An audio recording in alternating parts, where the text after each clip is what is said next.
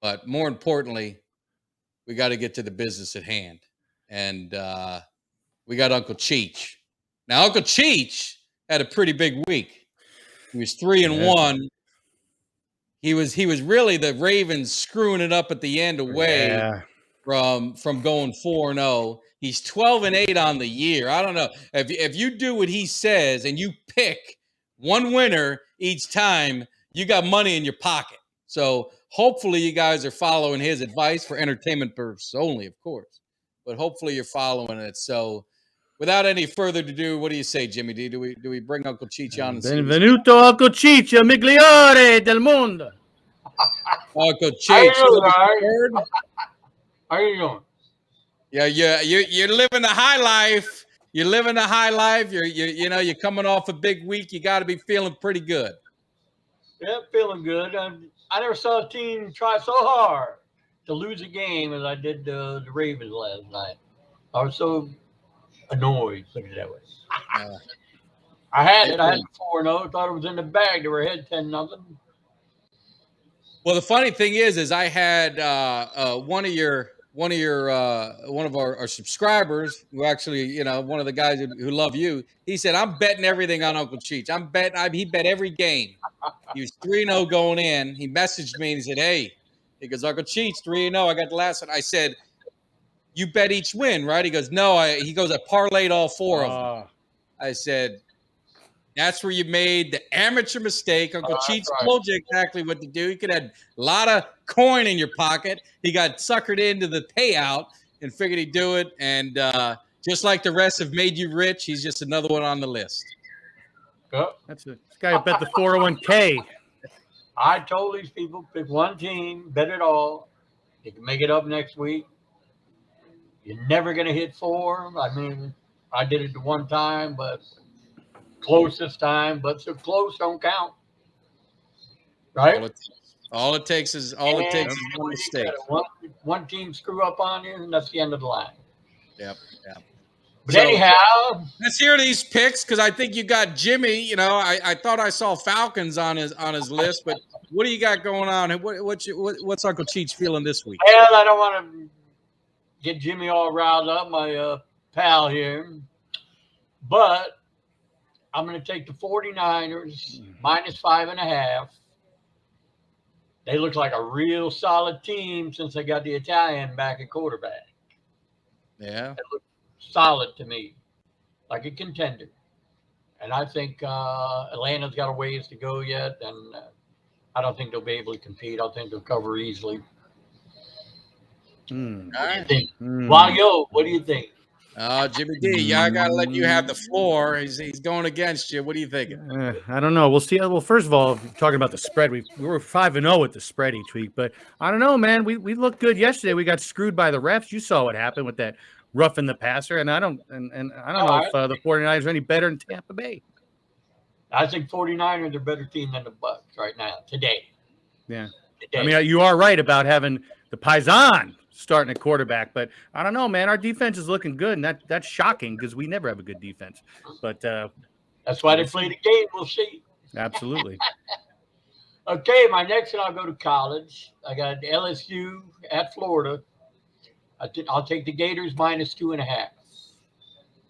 I'll take the Gators. You're feeling good. You went. Did you go with them last week or did you go against them? I can't remember. No, that was a week before. No, last week I had them not covering but winning. But winning, that's right. All right. So you got some with these. They wouldn't cover, but they'd win. Yeah. No, that was one of your ones. So give me what are we gonna do? You doing a lock? I'm gonna do my lock. This was a tough decision. I had to call my pal Angelo up because I was kind of on the border with the Bucks at the Steelers and Denver at San Diego, or the Chargers. Were they LA now? LA now, yeah. And Angelo said, Denver looks like the worst team in the league right now. So Jimmy called it. I lean. I'm going to take the Chargers minus 6. They're at home, and I think they'll take care of business easily. Wow. And I told you I had to make a pot of coffee, not a cup, a pot, to watch that game last week. It was the most atrocious game. I'd rather watch paint dry. It was a disgrace to the sport. Actually. It was a disgrace. It was a disgrace. I'd rather watch a couple baseball games or somebody play golf before I would have watched another game like that. Terrible. Well, hopefully it's more decided. But all right, so that's your lock. We got to get a good upset. We need something to make these guys. I'm going to give you the best game of the week, and it's going to be my upset special. It's going to be Alabama at Tennessee. Wow. I think I'm going to take Tennessee +8. Alabama's had 2 close games, 2 in a row. I don't care who the quarterback is this game. Josh Heupel has that team playing good ball. It's going to be in Knoxville. I don't know if it's at night or not, but I don't think it's going to matter. 3:30 game. 3:30. Alabama could win, but I don't think they're going to cover. I'll take the 8. Tennessee's got that team back up prominence in the SEC against now their respected team after being terrible for all these years. They've got them playing good ball. Yeah. And I like Tennessee in that game. I think Alabama got roughed up the last 2 games. I mean, they were lucky to get out of their skin last week. No, they dropped the 3. I mean, they could have won the game. Terrible play calling. Terrible play calling. Like high school. That's what it was. It was high school. I mean, for all the money that they paid old Jimbo Fisher, that's the best you know. They're going to get a refund. But anyhow, I know you're at the Miami game. Yes. And I got to tell you, I heard people coming out of the stands say, "Oh, I got to get rid of Cristobal, get rid of the coaching staff, get rid of this, get rid of that." All right, I was a little upset about it. And then after I get home and think about it a little bit, now the coach put him in position to win. They couldn't make 1 yard for a touchdown. Yep. They missed a chip shot field goal. They killed the drive on the 30-yard line. He fumbles the ball. Yeah. I mean, that's not the coach. That's the player. No. The talent's not there. He's only had 1 recruiting class, and none of them are probably even playing right now. So these people got to lighten up a little bit. And I was mad as hell too because my beloved game. No, it was disappointing. I think I don't know what you're feeling, but I overestimated the talent. I thought that I thought we had more talent that with a coach of Cristobal's stature and everything that he's got, that he was going to be able to flip the switch on a lot of talent. But I still think we've got some holes. And I think it's got exposed, and I think it's just going to be one of those years. But I believe in the coach. I believe in the staff. I think they're going to get it right. Like I said, and I'll stand by it. If the Canes can't get it together under this coach, it's never going to. If the U can't get back under this coach, it's never going to come back. Here's what from the second half, they only gave up 6 points. Second half. Yeah. Just takes time, baby. It'll come. Defense pretty much shut them down. I mean, we had our chance. No, they did. They did. They can't gain 1 yard. I mean, we couldn't run the ball worth a damn. They're going to have to work on the offensive line. And that team gave up a lot of yards rushing, it looked like, in some of the previous games. So it wasn't like we were playing the Steel Curtain or, the Ravens defense in 2000. 400, 500 yards, lost count. But, yeah. I mean, people got to be patient. Nobody wanted to hang anybody quicker. You saw that banner up there with thanks Bush, national champs and national chumps. I wonder where that came from.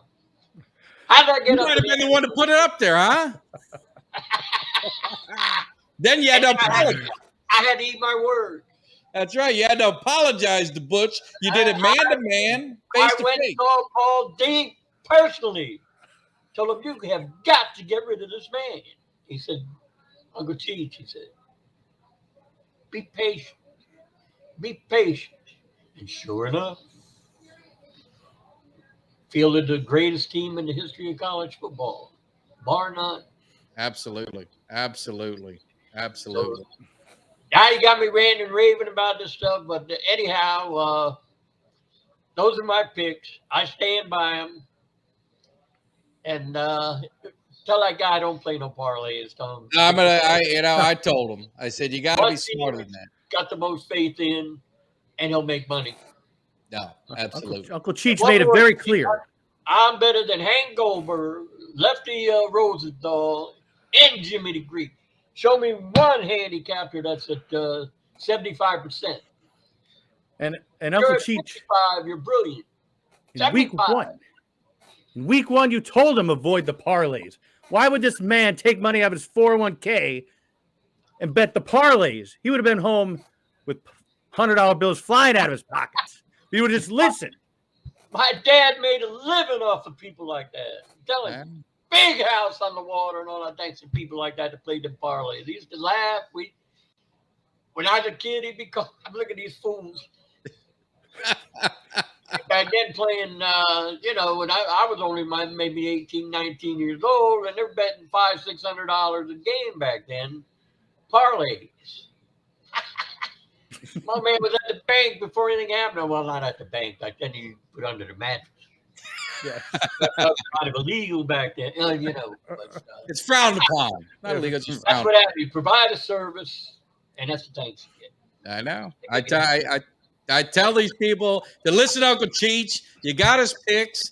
If you do exactly what he says, we're trying to get Uncle Cheech on social media. We're trying to, that way he can give us tips of the week and things like that. We're gonna get him on Twitter. We got to work something. But we'll get Uncle Cheech on there. But Uncle Cheech, I appreciate you coming on the show, spreading some knowledge, helping out our audience, and making sure to give them an opportunity to win. And we got a comment from here from Sea Dog. Ballsy pick Tennessee and Bama. That's a ballsy, but that's Uncle Cheech. That's what gambling's about, my friend. I was looking at a game like Grambling against Florida A&M. Nobody wants to bet on games like that. They don't watch that. They want big games. You got Michigan and Penn State this week too. I mean, I took a look at that, but I think Alabama, they've been pushed twice now in the last 2 weeks. Twice. Yeah. They could have easily lost both games. And they did fall back to number 3 because of their performance. Yeah, they haven't looked the same. So it could be the Tennessee crowd's going to be hyped. They beat Florida. They're feeling really good. They got that monkey off their back with Florida. They hadn't beaten them in a long time. I know Bama's another one they've struggled with for a long time. So maybe this is the old Tennessee Vols coming back. You never know. Yeah, if it wasn't a home game, I would have never won one. But it's going to be in Knoxville, and I think that's going to give them the drive. Like I said, I'm not saying they're going to win the game, but I don't think Alabama's going to cover. Yeah. So we'll see. Oh, well, you got some support here, but my man Doug says Bama's going to lose outright. You don't even think they don't even need to worry about cover. That's right. You know what? I'm going to give me a nice glass of Chianti, and then I'm going to go in and watch the rest of this football game. All right. Well, so you boys have a good night. All right. And we'll see you next week.